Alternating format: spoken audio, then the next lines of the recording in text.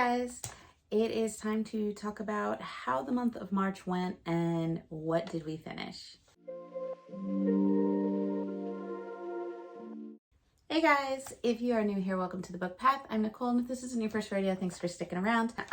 March has come and gone. It is time to talk about how we did in the readathons we were in, and to find out, did we get everything done that we wanted to? How far did we get? Let's go ahead and take it from the top, I guess. So first up, starting off March, we ended up with an arc that I was given, and that was Stick With Me by Nikki Callan. I ended up giving this one 4 stars. I really did enjoy it. I thought it was cute. It's a hockey romance, kind of second chances, just really good. I did a separate video on it if you want to go check that out. I will link it down below, so I'm not going to go into too much, but I really did enjoy it, and I gave it 4 stars. I did use pretty much everything I was reading this month was going towards Romathon for the Stags team. I ended up pretty much for the whole month doing points to kind of support. I never attacked. I just didn't have books that fit those prompts. And these are kind of like about the numbers because I lost the number sheet of what prompts I chose for which book. So I tried to go back through these as best I can and kind of like guesstimate what I thought I put them in for. So for Stick With Me, I ended up getting a few bonus things. I'm not going to go through it because if we went through that for every book, we'd be here all day. But we basically ended up with about 50 points for Stick With Me. So I was like, it was a good start. Next up was an arc that I received for a book that was already out. And that is Will She Run by Alyssa Ray Bowman. This was kind of a romance suspense. And it was the first time that I really had anything, like I've done dark romances and things before, but I've never really done something with like that like thriller suspense part. And I found it interesting. I thought it was really well done. You had a girl who had a very traumatic experience, lost her father, and then is put into a new family dynamic with a stepfather who is anything but nice, kind of takes advantage of them, controls them, abuses them. Just really, really a horrible person. And he is a person in the society that you can't really go against. So they are stuck. But she does manage to free herself and kind of run away. And she's on the run, and she ends up in this small town where she meets these 2 siblings, a brother and sister, who kind of take her in and look after her. And she becomes really close, quick besties with the sister. And she, of course, starts to have a little romance with the guy. The guy was fantastic in it. He was supportive, he was patient, and you got to see the tenseness of what it was like, where you are on the other end trying to deal with somebody who's gone through this, who's suffering from PTSD and abuse and things like that. And it's kind of like you want to be there for them, but at one point, is it too much for you to handle and you have to kind of walk away? So there were some very, very real issues in this book. And I think that how it was covered, it was just done really, really well. And the suspense of if this guy was going to come after her from her past, it was just kind of all building really well. And I just thought it was well done. There were a few things that I just felt like I wanted a little more on, but I thought it was really done well. And so I gave it 4 stars. This one ended up giving me like about 47 points for support for our team, for defense, I should say. It wasn't attack, it was defense. So after that, I ended up picking up a book for our Reddit Fantasy Bingo. We were trying to get through the last books that we had, which was a lot still, because yours truly decided to keep putting off what I needed to read for that. And we ended up picking up our book for our multi-POV perspective. And for that, we had picked up Haunting Beauty by Kay Lorraine and Meg Ann. I ended up giving this one 4 stars. I really enjoyed it. I thought it was a really interesting story that I hadn't really heard. It's a darker romance about a woman who is a writer, and she grew up in a cult, basically. and something happens and the members of the cult are no more, and she's gone on with her life, and she started writing kind of these, I guess, fantasy paranormal, but she's an author, and she's going to like one of these premieres, because I can't remember if a movie was made on one of the books that she wrote. And when she's there, she pretty much hallucinates and sees her father, who was the leader of this cult. And she's like, that can't be because he's passed away. And stuff just kind of happens. And so she's told she needs to kind of lay low. And she's referred to this kind of wellness center or home that is basically like an asylum. And when she's there, she comes in contact with these four men, and she unravels the mystery pretty quickly on that this is basically a safe haven / asylum for people with abilities or supernatural creatures or things like that. And so she comes across a guy who is a dragon shifter who pretty much refuses to shift. He's got, all of these guys have some stuff in their past. You have a pirate. You basically have this guy who believes he is Captain Hook. And like I said, because these are supposed to be fantastical elements, he is Captain Hook. You have a lost soul. So you basically have this guy who doesn't really know who he is. He's trying to unravel that. He has a sort of amnesia. Although I'm like, and they don't really tell you who it is. My bold guess is I think he's Hades. Because there's just a few things that just make sense to me in that. So I don't know. He's like a Reaper or he's Hades. So I don't know that one yet, but that is my prediction.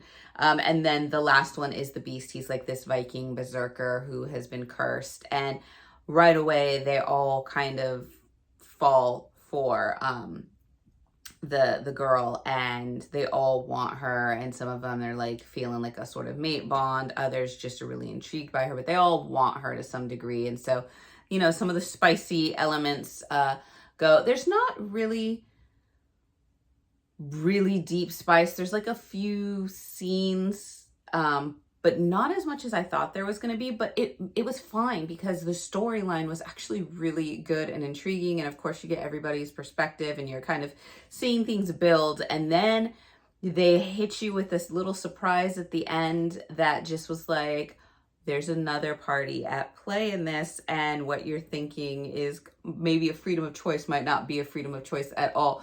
So it was really good. But the one disappointing thing is I found out that this is book 1 in the Mating Games, Death. And what I've kind of figured out is that this was a bigger series.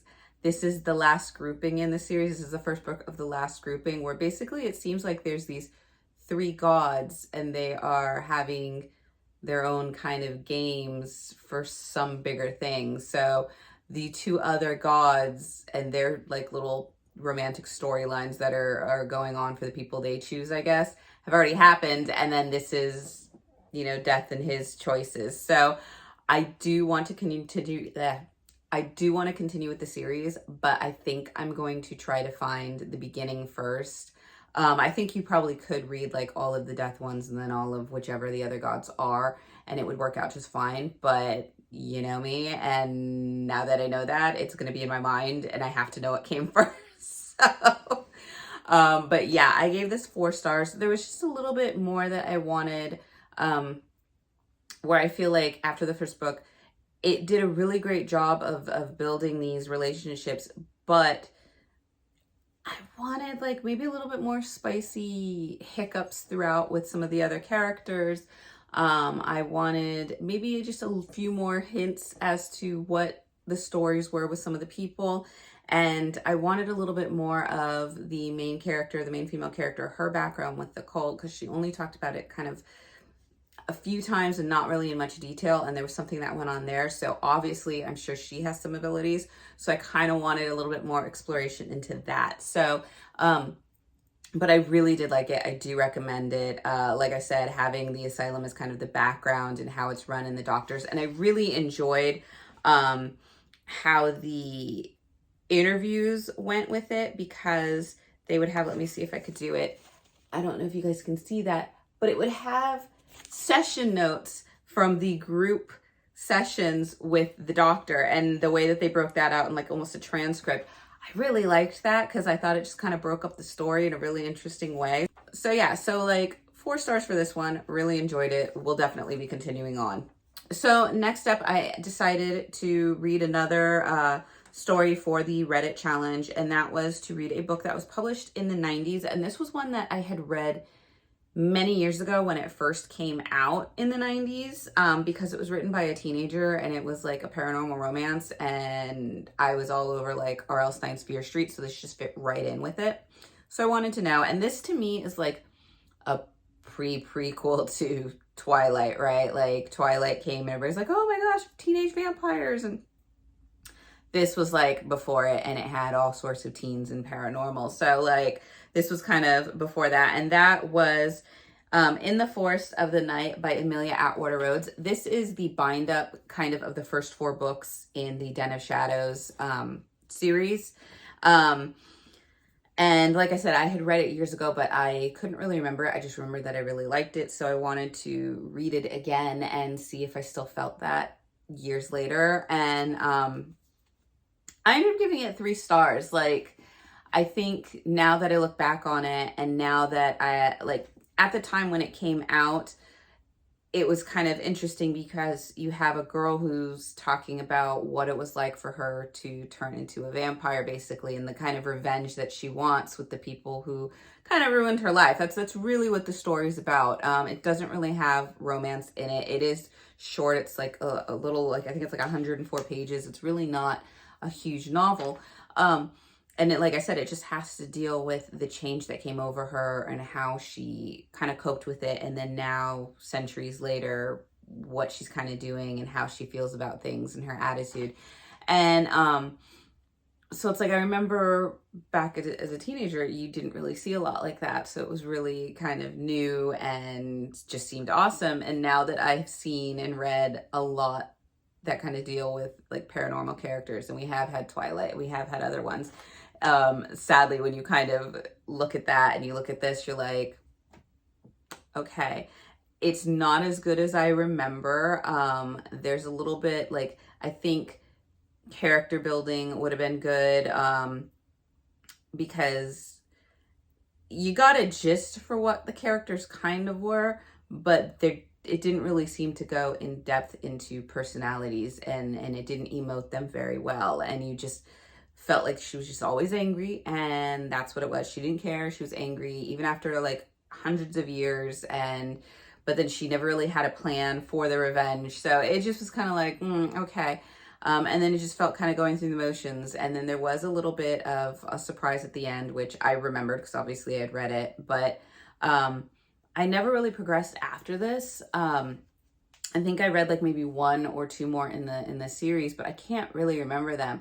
But it's decent enough where I am curious to see how it continues, because this is a kind of high school world in the New England area. And I originally thought that it was just like the 3 or 4 books. I thought this was it. And then I recently found out, no, it is much more. Like, there's like 8 to 10 books in this. And I'm like, knowing that she continued on, I kind of want to see, because I know she started writing these and published, I think at like 18. And I want to see how her writing might have changed over time. And as she got more into the series, how much more in depth did it go? You know, are questions that I had going to be answered and redone. So I will be continuing with it. I mean, I already have like the next 3 books in this, but I'm curious to see. So I gave it 3 stars just because it was what it was. But to me, I almost write it off now as like a novella, like a little prequel, a little teaser of it. So you're just getting that little gist, and that hopefully as time goes on, you'll kind of see how this plays out in this series a little more. But it was published in 1990s. So we did get that one done. So next up, I ended up getting another arc, and that was Tell Me Something by Charlie Cotner. This was like another kind of romance suspense, but to me, it felt more just romance, kind of whodunit mystery. And the big problem, I ended up giving this one 3 stars. The big problem that I had with this one was that the main female character, like, she was okay. Like, I didn't really like vibe with her as much. She wasn't horrible. She wasn't like mean or anything like that. I just like didn't really care about her. um, and then the kind of relationships that she has with these guys, it came off to me as knowing that this girl had something traumatic happen to her, and it's still playing into her years later. And maybe instead of trying to rush at these emotions and these relationships and the things that she's kind of doing, and that she needs to sit down and chat with somebody, really. The main, like, one of the main love interests, like, it was just weird because both these, like, there were two guys, right? And then you had the past love that she had, that something had happened to. And both these guys had their kind of, were a little cringy at times. And so neither one was really like, and I get that maybe that was the element that they wanted, because it added to like the suspense of who's the good guy, who's the bad guy. But it just came off, it was a little off-putting for both of them. And I was just kind of like, I don't really care for either of these guys. Can we just like walk away from this town? But basically you have this girl who grew up where she ended up living, she had her parents, and they would visit their grandmother in this small kind of New England town. And something happened to them where they were both killed. And then the boy next door that she was in love with was also killed, in very graphic, ways for that. I mean, it's not very detailed in the book, but you get the gist of this was not a nice way to go. And so she had grown up with her grandmother, and the whole thing is that nobody ever found out who did it. And so she comes back to visit her grandmother because her grandmother is, up there in age and starting to have some issues. And she is a journalist, which is not usually my favorite go-to for a main female character when it's female characters that are detectives or police officers or journalists. They tend to be off-putting for me. I haven't found like one that, I mean, there's like maybe one or two that I've like been like, okay, I like this person. And I just think it's the way that sometimes they get written, where they're just like, oh, I'm in a man's world and I gotta be hard hitting and I gotta whatever. And it just kind of rubs me the wrong way. I don't like it. So I usually steer clear of those. But, the mystery kind of aspect of this got to me. And she goes back to the town, and she's supposed to be working on one story, but she wants to use her investigative journalism skills to finally try to solve this. And she bumps into the sheriff, and he's young and good looking, and he's also been working on the case. And you start to realize that, things might have been covered up, stuff's going on. There's a sort of Stepford Wives social club going on in the town, and just trying to solve what is going on, because another killing happens and it's in the same way. So it was really like very early on, I kind of had an inkling as to what was going on in this town. I might not have known exactly who was doing it, but I got the gist of like what was the backstory to cause somebody to do these things pretty easily. And the big hiccup that I had, aside from like the kind of character issues, was that it seemed to fluctuate between, you didn't know if you were reading a small town romance or kind of like a murder mystery, because there were a lot of times where you'd go through chapter after chapter after chapter where it just felt like a small town romance, where the girl's back in town and the sheriff's trying to flirt with her, and she's just there for her grandma, and she doesn't really want to be back there because of her past. And it felt like kind of that. But then it would shift into this mystery, and you'd be like, okay, what clue are we getting? What clue are we getting? And I felt that on the mystery part, the progression of that, I felt could have been stronger in the book. Like, I wanted more clues. It just felt like they stumbled upon something, and then chapters would go by and you never hear about it, and they'd be like, oh yeah, we found this out. And then, so like, I wanted a little bit more from it on those things. And like I said, it just felt like the two stories, this almost small town romance and this mystery, kind of ran parallel through the stories, but they never kind of like wove together really well. So I that just kind of like, it was good, it was decent, it just wasn't like great. Another thing is that I know that this was supposed to be like a small town in like the New England area. For whatever reason, the descriptions of these characters, the speeches they would use, I felt like I was in a small southern town.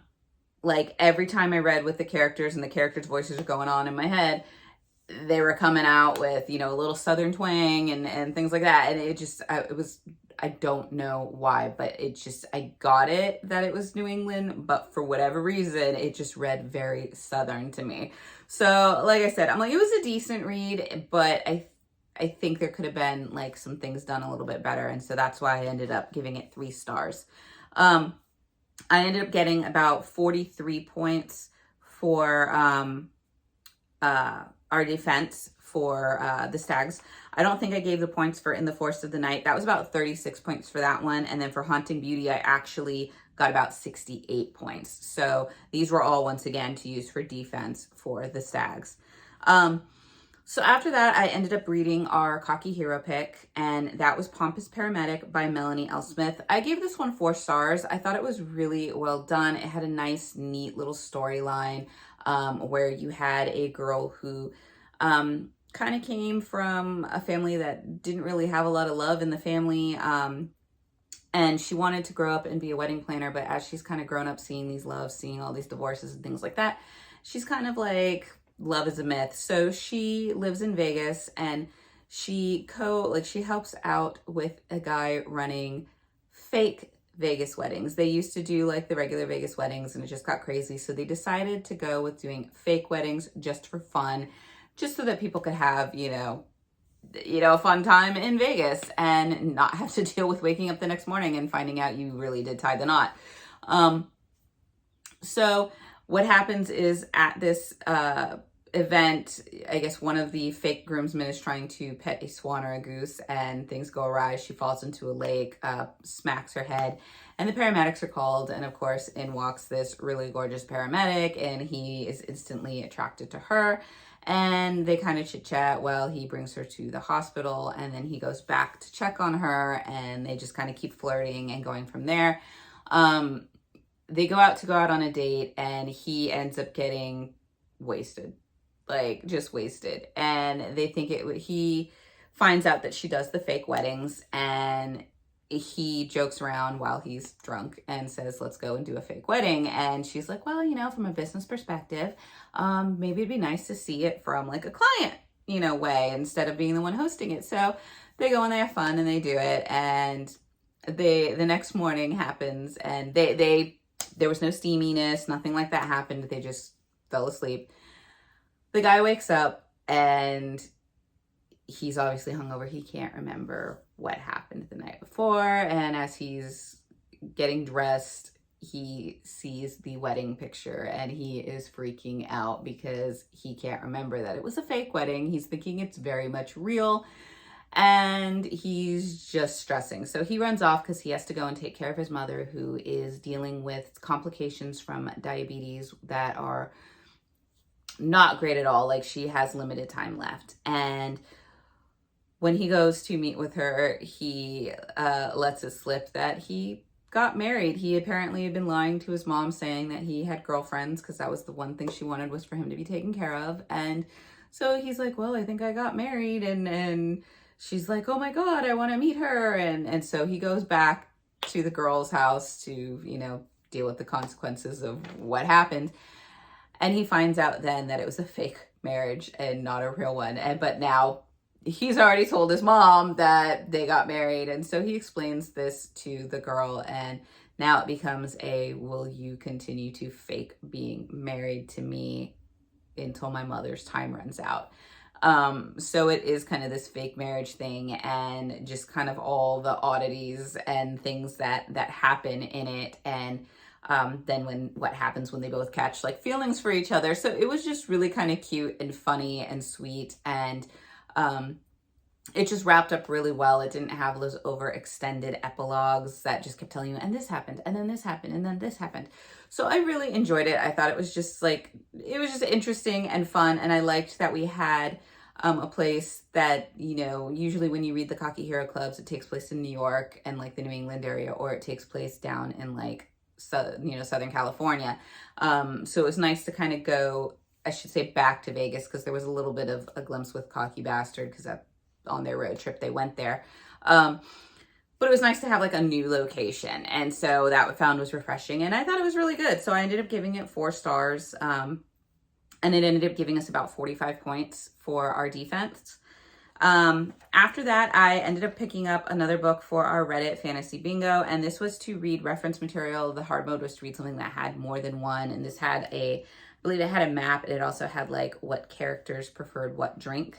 And this was one I had wanted to read for a while, and that was The Deer and the Dragon by Piper CJ. This one I ended up giving 2 stars, and I will not be continuing the series. It wasn't kind of what I thought it was going to be. You basically had a woman who, she grew up kind of in a cult as well, but this is more of a kind of zealous, religious cult, not something with like darker tendencies. And so she's been very kind of rigid. She goes off and kind of has a life. And now she is a writer of kind of a mythological pantheon series. And she's made a lot of money doing that. And she's had this kind of person that she's talked to, this guy that she calls Caliban. And she thinks he's a figment of her imagination. So while she's by herself, she can talk to him, but she's kind of come to the cope with the fact that he's a figment of my imagination. I'm not really talking to somebody. It's like me talking out loud to myself. Until she realizes and finds out that no, he's very much real, because there are a lot of supernatural beings that are real, and they come to her. And this happens shortly after she's kind of had an emotional breakdown and cast Caliban away. So now that she finds out he's real and the feelings that she had for him are very much valid, she wants to go and find him. And you end up finding out that he was not only real, but he was a prince of hell, and that you're finding out that all the mythological pantheons are real, and they kind of exist in these different realms parallel to ours, which I thought was a fantastic idea and notion. But I felt like the majority of this book had to deal with with Marlo, the main character, with her processing the trauma of her past, her relationships with her family and what she had gone through, and her not trusting in, okay, even though now you found out that this is all real, her still not believing that it's real. Like, she keeps being hesitant. After 200 pages in, she's still hesitant, and she still has these kind of like beliefs, and I get that would be ingrained of you from like your childhood. But the one thing that really rubbed me is that she's supposed to be writing a mythological pantheon fantasy book series, and she talks repeatedly about how she's read books and researched each of these pantheons and beliefs and things like that. And so there was not a whole lot of exploration into these myths and into these worlds, and I wanted that a lot more. I thought that's what we were going to get. And she still, time after time, is trying to apply a sort of Judeo-Christian rules to other pantheons. And I was like, you can't do that. I'm like, I'm not an expert, but even I know that there's different things. Like, she ends up in hell. She goes to hell, and she's like, oh my gosh, this just looks like another town. There's a bar, they have streetlights, they have this. Where's the fire and brimstone? And it's like, okay, like I said, I am not an expert, but I remember repeatedly learning about Greek myths in school, and what the Greek view alone of the afterlife was, and the underworld, and how it had these varying different kind of parts to it. So I'm like, even I knew that the Greek underworld and perception of the afterlife, or whatever hell was going to be very different from, a Judeo-Christian belief. Or there are there's a lot of talking about like the Nordic, gods and things like that. And I'm like, I know they have Valhalla, which is very different from, hell. So it's like, as a reader, I felt like reading this, even though my amount of knowledge in mythology is like this. I felt like I knew more about what was going on than the main author, who had supposedly researched a bunch and was writing a series about it. And so that just kind of like, it got annoying after a while, where it just was a mismatch, where it's like, you said you wanted to break free from all the restraints that you felt from your mom and your dad and your upbringing, and I'm like, here you are still putting those restraints on yourselves. And at one point, I get it, it's like kind of a form of PTSD when you've kind of been like almost groomed this way, I would say. But with other things she had done in her life up to this point, you would have thought with those things that she had done, she wouldn't have that control in her life anymore. And like I said, it made sense for the beginning of it for her to kind of have to deal with it. But after 200 pages in, 300 pages in, and she's still kind of acting this way, it was just getting annoying and not believable for her character anymore. I wanted more of the myths. I wanted more of the deities. I wanted these mythological worlds to clash, because that's when it tells you, on the back, she's now deeply entangled in a centuries-old war, stumbling straight into a battleground between mighty beings of myth and legend from powerful pantheons around the world. And who will come out and who will come out on top just may depend on her and the love she never dared to believe in. So I was like, yes, this sounds epic. No, not really. It's like a little thing that would be like maybe an episode in like a supernatural TV series or something. But there's like, they talk about sides and pantheons not liking each other and kind of being in battle, but it's like not really detailed. It's not really gone into. It's not really, the myth aspects of this, other than kind of like the battles between heaven and hell situation, really aren't in there as much. The elements just aren't there. And so I just really didn't care for it. It took me a while to really get into this, because I was just not enjoying it. It wasn't what I thought it was going to be. So I ended up giving it 2 stars. We got about 65 points from it. So that was good. And it did complete our prompt for the Reddit Fantasy Bingo, but it wasn't enough to pull me along to want to get the next book. So was interesting if you are into somebody who is, like, the good part about it, if you're trying to read a book about somebody who's trying to cope with their own belief systems and them not, and like trying to understand that there might be differences out there, that perspective was great in this. So on that perspective, having to cope with family drama and family abuse and like understanding your religious beliefs was really great for that. Just not for what I thought it was going to be. So the last book we ended up reading for the month was another book for the Reddit Fantasy Bingo Challenge, and that was a book that was published in 2024, and we ended up reading The Timeless Trials by A.C. Guess. I had heard a lot of good things about this. It seemed really interesting. I ended up giving it 3 stars. It was kind of what it was. It's decent enough that right now I don't see a sequel in it, but if a sequel does pop up, because it does kind of leave off on a cliffhanger, I will be picking up the sequel. So it was decent enough for that. But for me, this book really felt like Hunger Games. It was Hunger Games, but with the rule system of the movie in time, where, you basically have this society, this kingdom, where the upper echelon of society is given kind of unlimited time. They found a way to harness time. And once I think you reach adulthood, you are given kind of like a barcode or a scan on your wrist, like a tattoo, that basically gives you a certain amount of time, and you have to you have to work hard, do certain things to accumulate time to live, basically. Everything that you want to buy or purchase costs a day of your life, moments of your life. And then they have these things where they call them like the harvestings or something, where you are required to go and donate parts of your time. And if you don't have enough time to donate, you can be retired and you're basically killed off.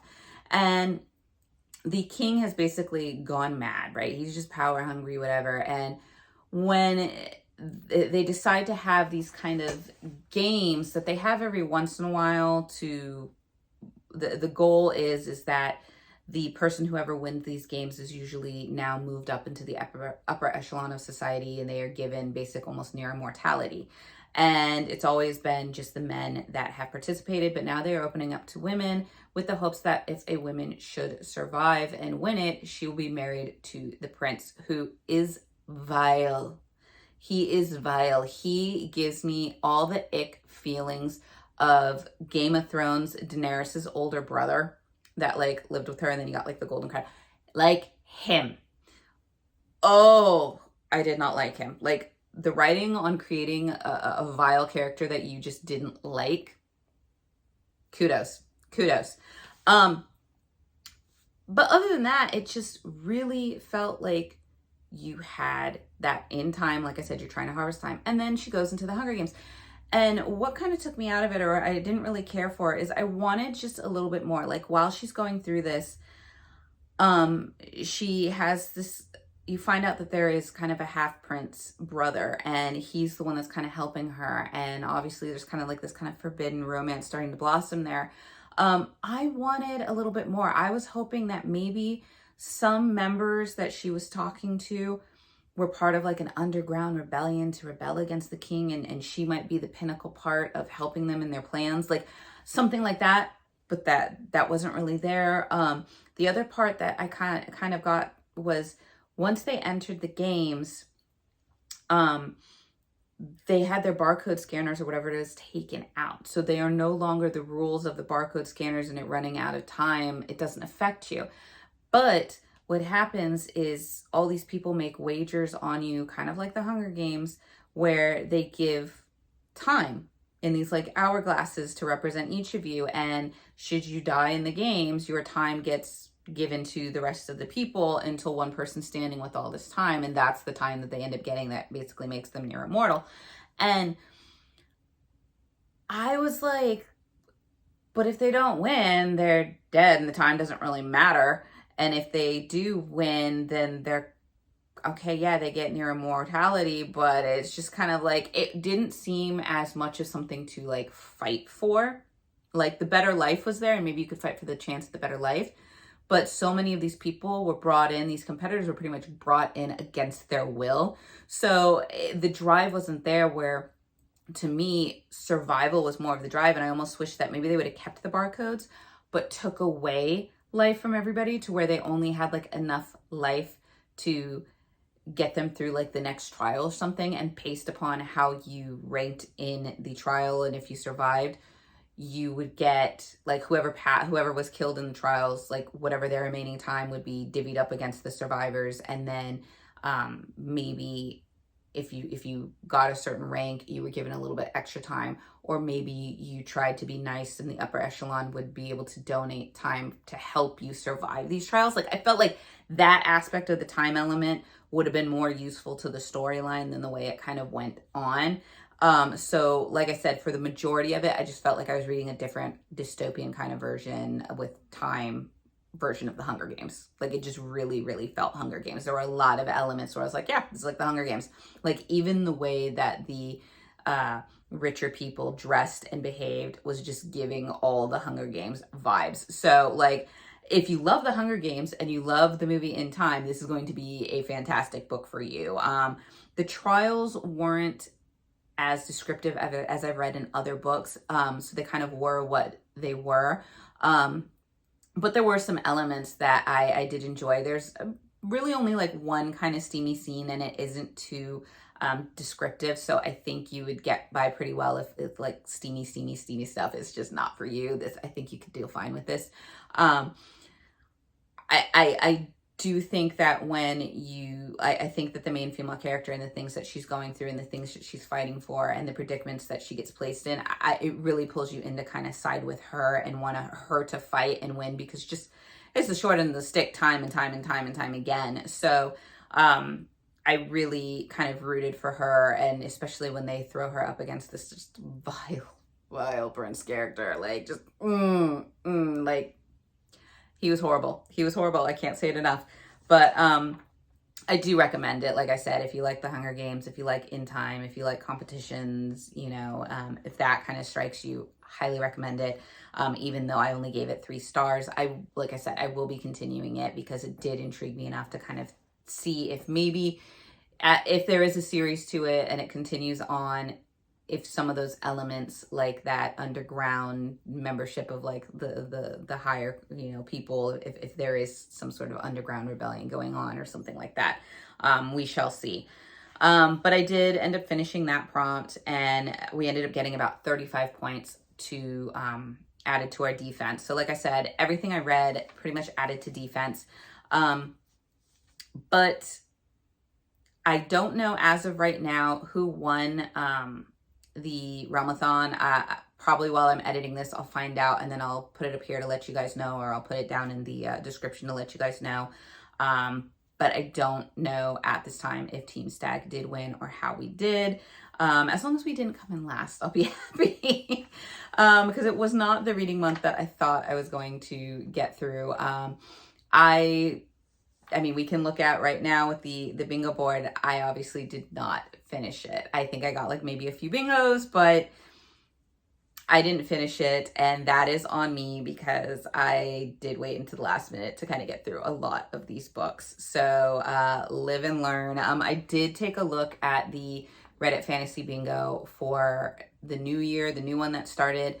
I don't know if I'm going to do it because there's a lot of prompts in there that just are not my kind of thing. Like there's one that's like biopunk and a lot more along like the dystopian, more sci-fi-ish realms, where I felt like this challenge that we just did was a little bit more towards the fantasy elements of it. So I might watch a few more videos to see what other people are reading, see if anything intrigues me enough to attempt it again. I do think it's a very interesting challenge, and it is not like, even if I don't participate in this new one, I will be keeping my eye on it to see what it does in the future, because it might come back. You know, stay tuned, it might come back. But this year it didn't work out in our favor. So, but other than that, things are going well here. The weather is starting to get a little warm. But I hope that your reading month went well. If you were in the Reddit Bingo Challenge, hopefully you completed it. Maybe you completed your challenges. Maybe you did better than me in Realmathon. Who knows? But I hope you had some great reads. If you have read any of the books that I read, let me know your thoughts in the comments below. If you kind of agreed with my ratings, or if you disagreed, it's fine. That's fine. Everybody likes their stuff. If any of these stuck out to you a little bit more, like I said, I will link down to some of the videos that I had done reviews for separately down below, so you can check those out if you are interested. But other than that, I hope you guys are doing well. We are moving now into April, which I think had a much shorter TBR, so hopefully a little bit more relaxation is in store for us. But stay healthy, stay hydrated, stay safe, and I wish you guys all the best, and we'll see you in the next video.